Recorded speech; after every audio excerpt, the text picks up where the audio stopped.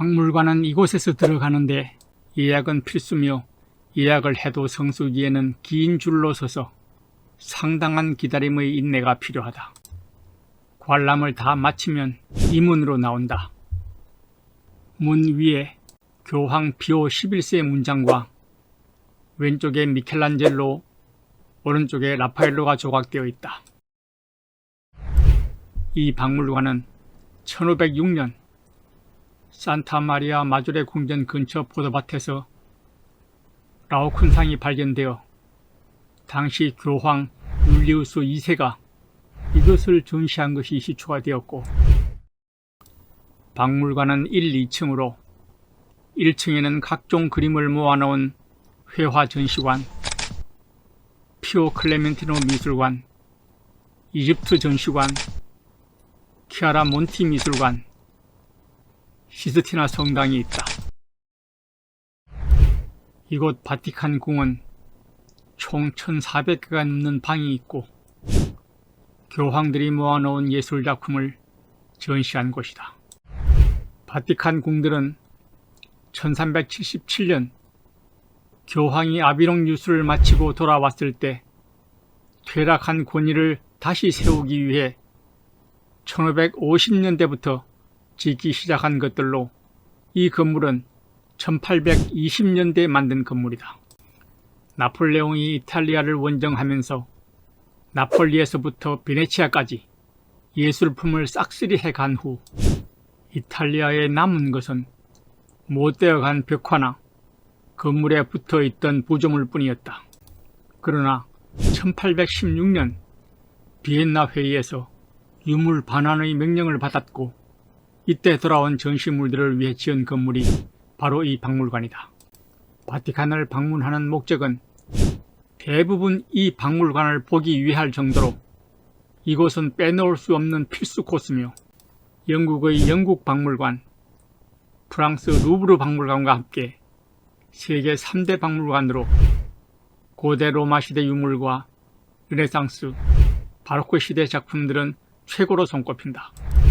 자, 이제 이 회화관부터 보자. 회화관은 중세 시대부터 18세기까지 이탈리아의 회화를 시대 순으로 나열해 놓은 곳이다.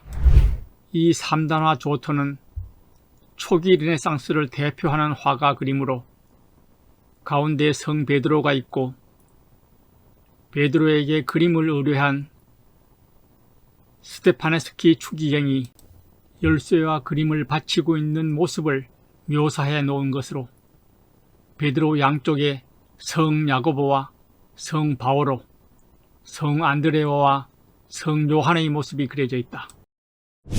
음악천사, 이 그림들은 프레스코화로 돌에 색을 넣어서 만든 것이다. 원래 산티 아포스톨리 성당의 천장 그림 일부였지만 바티칸 성당을 증축하며 떼어왔다고 하는데 자세히 보면 회 반죽에 못으로 선을 그린 밑그림을 확인할 수 있다. 조반니 산티의 제놀라모 성인. 조반니 산티는 르네상스 3대 거장인 라파엘로 아버지다.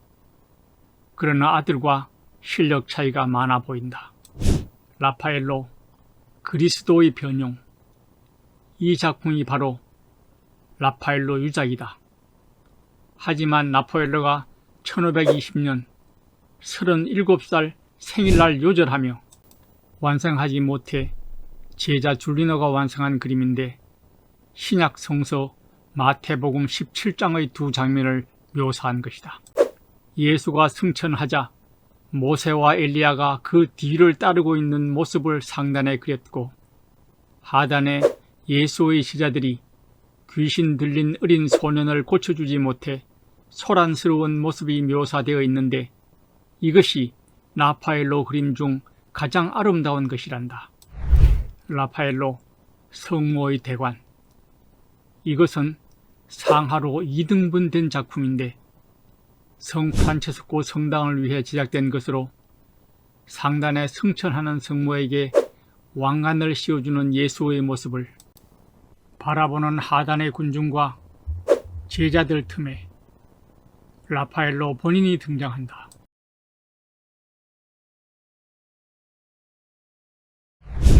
아폴리노의 성묘.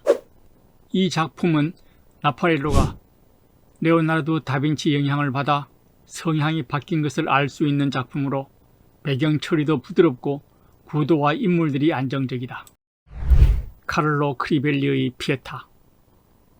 중세 시대 거의 마지막 작품인 이것은 당시 정서와는 맞지 않게 성모 마리아를 너무 사실적으로 표현해 배척당했다 하는데, 당시 성모 마리아는 아름다운 여인으로 묘사되어 왔다.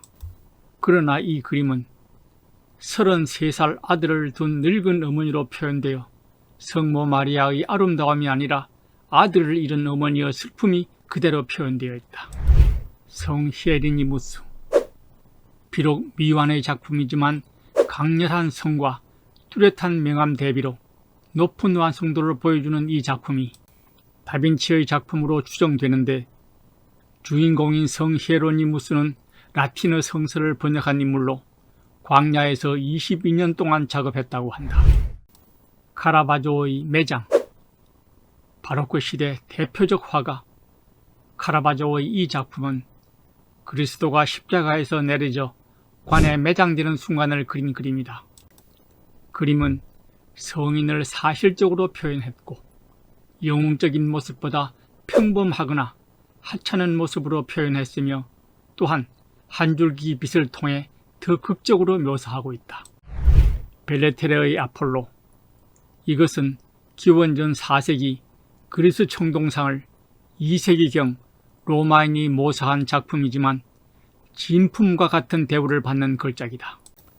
인체 해부학이 완벽한 이 조각은 르네상스 조각가들에게 최고의 표본이 되었고, 특히 미켈란젤로가 최후의 심판의 예수님 얼굴을 그릴 때 이 조각을 모델로 그렸다 하며, 아폴로는 활을 쏜 후 활이 관역에 맞았는지 확인하려고 한 발짝 다가간 모습을 하고 있다. 메두사의 머리를 들고 있는 페르세우스. 나폴레옹이 아폴로를 프랑스로 가져갔을 때 그 작품을 대신해 선물한 것으로 아폴로와 비슷하게 제작되었다. 이 조각을 보면 손과 다리 사이에 작은 이음새가 있는데, 이것이 없으면 메두사의 머리가 버티지 못한다 한다. 라오콘 군상. 기원전 3세기경 만들어진 이 작품은 바티칸 박물관에 있는 작품들 중에서 걸작으로 손꼽히는 작품으로, 두 아들의 죽음 앞에서 고통스러워하면서 아들을 구하지 못하는 무기력까지 그대로 드러나는 표정과 놀란 근육이 압권이며, 라오콘은 아폴로를 섬기는 트로이의 신관으로 트로이 전쟁 때 그리스 군의 목마를 트로이 성으로 드리는 것에 반대해 신의 노여움을 사 뱀에게 두 자식과 함께 목졸려 죽었다. 벨베레테의 트로소. 이 작품 역시 바티칸에 소장된 작품 중 걸작이다.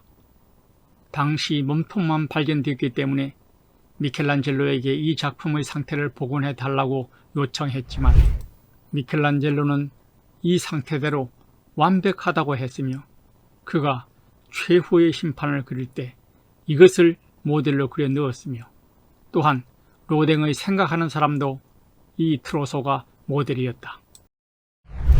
원형의 방. 판테온을 모방해서 만들어 놓은 이 방에 네로의 궁전에서 가져온 엄청난 크기의 대리석 욕조가 있고, 바닥 모자이크 역시 무척 아름답다. 오랜 세월 사람들이 이것을 밟아도 돌이 깊숙이 박혀 있어 여전히 원형을 유지하고 있다. 라파엘로 아테네 학당. 이 작품은 실제 인물들을 모델로 해서 그린 그림으로 예술, 수학, 철학, 신학 등 각 학문을 대표하는 54명의 인물이다.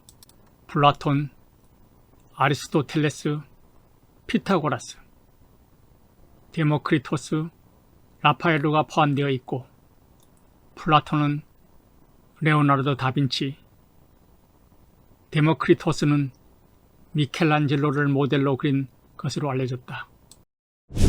최후의 심판. 미켈란젤로는 천지 창조를 완성한 후 더 이상 그림을 그리지 않았지만, 교황 클레멘테 7세의 부름을 받고 다시 이 작품을 그리게 되었다.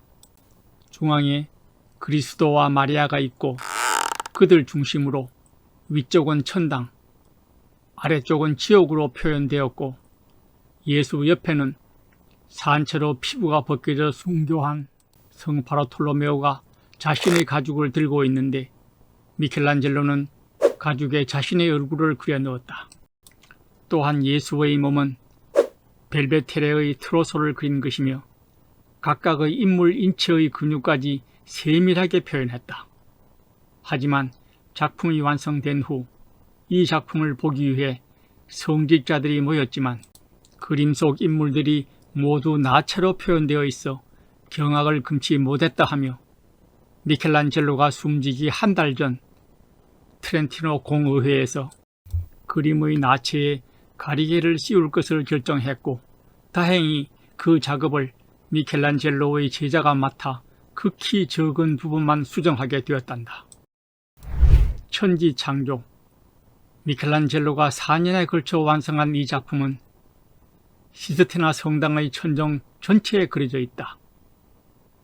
전통 기법을 이용해 그린 프레스코화로 천정 아래 좁은 공간에서 떨어지는 안료를 맞으며 그림을 그린 미켈란젤로가 척추가 휘고 한쪽 시력이 심각하게 손상되었다는 작품은 천지가 창조되는 순간부터 노아에 이르기까지 창세기 9장면을 묘사하고 있으며 미켈란젤로가 작품을 그릴 때 노아의 이야기부터 거꾸로 그렸기 때문에 처음 그려진 노아보다 점차 천지 창조에 가까울수록 그림이 심플해지는 것을 확인할 수 있고 창세기 9장면 중에서 가장 유명한 것이 바로 중앙에 있는 아담과 신의 손끝이 맞닿은 저 장면이다.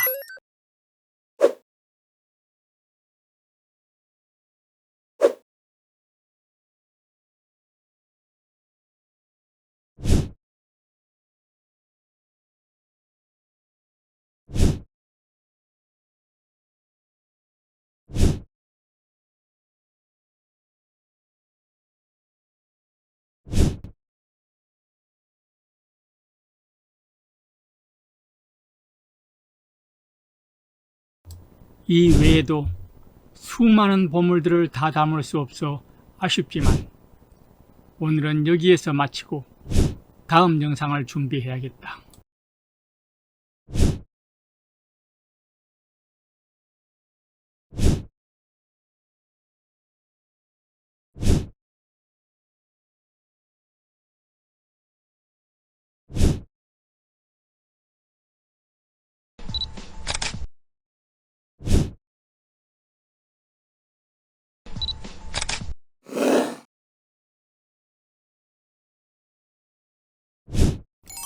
응원해주신 구독과 좋아요는 영상 제작에 큰 힘이 됩니다.